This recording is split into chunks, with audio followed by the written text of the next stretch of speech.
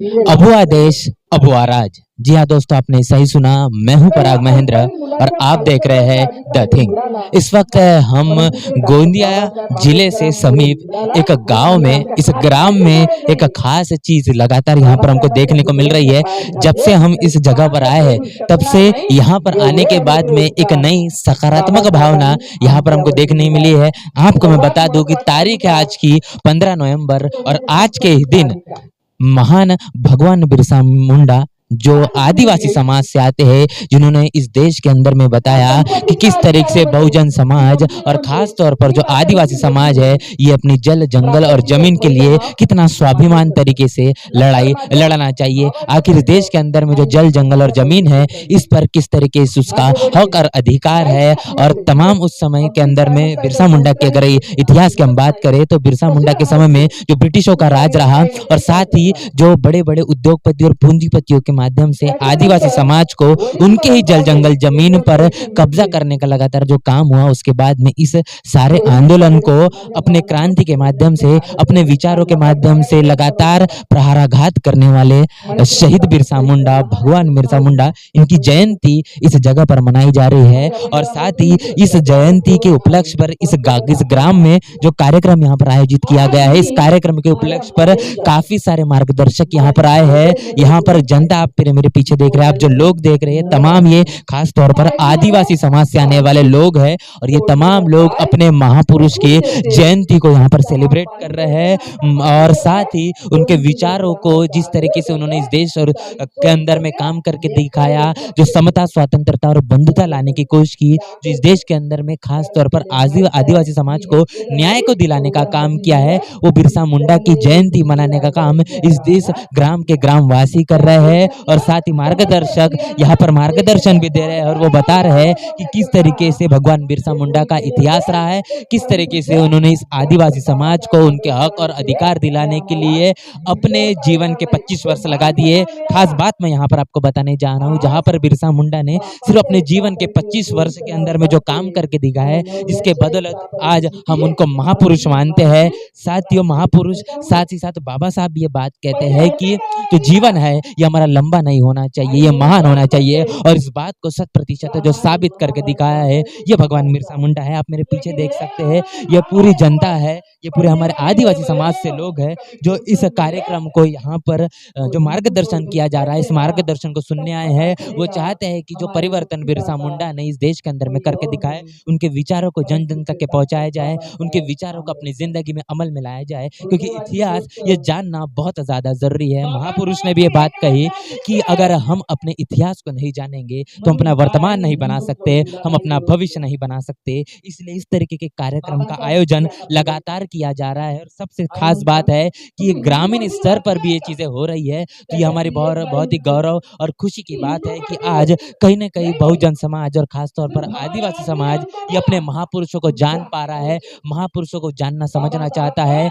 उनके विचारों के माध्यम से समाज के अंदर में परिवर्तन लाना चाहता है। साथ ही इस कार्यक्रम के अंदर में हम आए हैं, और इस कार्यक्रम में आपको दिखाते दिखाते सबसे खास चीज मैं यहाँ पर दिखाना चाहूंगा, जो आकर्षण का केंद्र बना हुआ है। इस देश के अंदर में 108 बहुजन महापुरुष हुए, जिन्होंने तमाम बहुजन समाज को उनके हक और अधिकार दिलाने के लिए अपने जान की बाजी लगा दी। और इन तमाम बहुजन महापुरुषों को बहुजन समाज है लगातार मान सम्मान देता है, उनके तमाम इतिहास को लगातार याद करता है, और चाहता है कि आने वाले भविष्य के अंदर में उनके महापुरुषों ने जो काम करके दिखाया, उनके महापुरुषों के अधूरे सपने को मंजिल मुकाम तक के पहुंचाने के लिए हम अपनी जान की बाजी लगा दे। और इस जगह पर आने के बाद में इस कार्यक्रम में भी तमाम बहुजन महापुरुषों की तस्वीरें यहाँ पर आपको देखने को मिल रही है। और तमाम बहुजन महापुरुषों की तस्वीरें के साथ साथ मैं आपको बताना चाहूंगा कि आखिर वो कौन कौन बहुजन महापुरुष है जिनकी तस्वीरें इस कार्यक्रम में रखी गई। सबसे पहले आप देख रहे हैं यहाँ पर छत्रपति शिवाजी महाराज की तस्वीर आप देख रहे हैं, जिन्होंने इस देश के अंदर में ये साबित करके दिखाया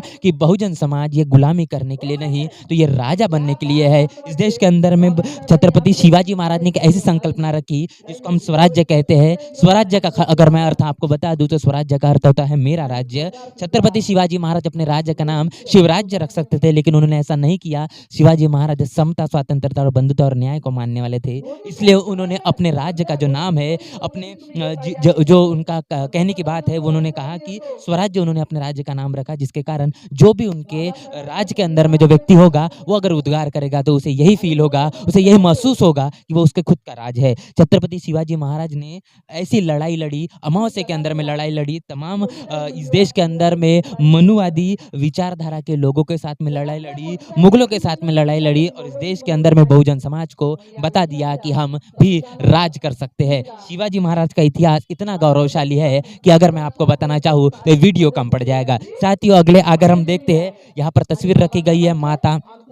सावित्रीबाई फुले। सावित्रीबाई फुले जिन्होंने इस देश के अंदर में महिलाओं की सबसे पहली स्कूल खोली। 1 जनवरी 1848 में सावित्रीबाई फुले ने जो पहली महिलाओं के लिए, जो बच्चियों के लिए जो स्कूल खोली, उनका मानना था कि इस देश के अंदर में अगर जो क्रांति हो सकती है, जो परिवर्तन हो सकता है, इस देश के अंदर में दबे कुचले दलित आदिवासी लोगों को शिक्षित करने के बाद में और खास तौर पर महिलाओं को शिक्षित करने के बाद में ही हो सकता है। इस देश के अंदर में जो मनुवादी व्यवस्था है उसको अगर निस्तनाबूद करना है तो एकमात्र विकल्प है वह शिक्षा है, और शिक्षा एक ऐसा हथियार है जो इस देश के अंदर में तमाम समस्याओं का निवारण हो सकता है। सावित्रीबाई फुले ने अपने शरीर के ऊपर में कीचड़ और गंदगी झेल कर भी हमारे इस देश के अंदर में बहुजन समाज के बच्चियों को, बहुजन समाज के लोगों को शिक्षा देने का काम किया। साथ ही इस देश के अंदर में एक ऐसा संविधान निर्माण करके दिखाया जिनके बदौलत आज हम जो जिंदगी जी रहे हैं। आप देख रहे हैं मेरे पास में जो माइक है, हमारे पास में जो कैमरा है, जो आप हमें सुन पा रहे हैं, जो अभिव्यक्ति की आज़ादी, जो बोलने की आज़ादी और तमाम तरीके की इस देश के अंदर में हमें जो हक और अधिकार मिले, ऐसे अधिकार देने वाले हमारे डॉक्टर बाबा साहब अम्बेडकर, जिन्होंने इस देश का भारतीय संविधान लिखा, जिस संविधान के माध्यम से आज हम अपनी जिंदगी जो जी पा रहे हैं, जो गुजर बसर कर पा रहे हैं, ऐसे डॉक्टर बाबा साहब अम्बेडकर की तस्वीर यहाँ पर रखी गई है। साथ ही यहाँ पर गांधी जी की भी तस्वीर यहाँ पर आपको देखने को मिलेगी। आगे हम देखेंगे कि जिन्होंने इस देश के अंदर में बता दिया कि आपको अगर अपने दुख का निवारण करना है तो आपको समता, स्वतंत्रता, बंधुता तो ये मानना ही है। साथ ही इस देश के अंदर मैत्री और करुणा की जो स्थापना सबसे पहले की, ऐसे सबसे पहले मनोवैज्ञानिक तथागत गौतम बुद्ध की भी तस्वीर आप यहाँ पर देख पा रहे हैं, जिन्होंने जो कॉन्सेप्ट रखा, जिस कॉन्सेप्ट को बाबा साहब ने भारतीय संविधान के अंदर में दिया, उस कॉन्सेप्ट का नाम है, जो प्रियम्बल में हमको दिखता है, समता, स्वतंत्रता, बंधुता, न्याय। ये चीज़ें एक और से नहीं, ये सिर्फ बुद्ध के बताए हुए विचारों से, बुद्ध के बताए हुए धम्म के मार्ग से, सदाचार के मार्ग से, मध्यम मार्ग से ही दिया हुआ, जिसको बाबा साहब ने इस देश के अंदर में लिया साथियों, और साथ ही भारतीय संविधान के अंदर में उसको इम्प्लीमेंट करके दिखाया है। साथ ही जिनकी जयंती इस जगह पर मनाई जा रही है, उनकी भी यहाँ पर तस्वीर रखी गई है। भगवान बिरसा मुंडा इन्हें कहा जाता है साथियों। भगवान कहने का कारण ये है कि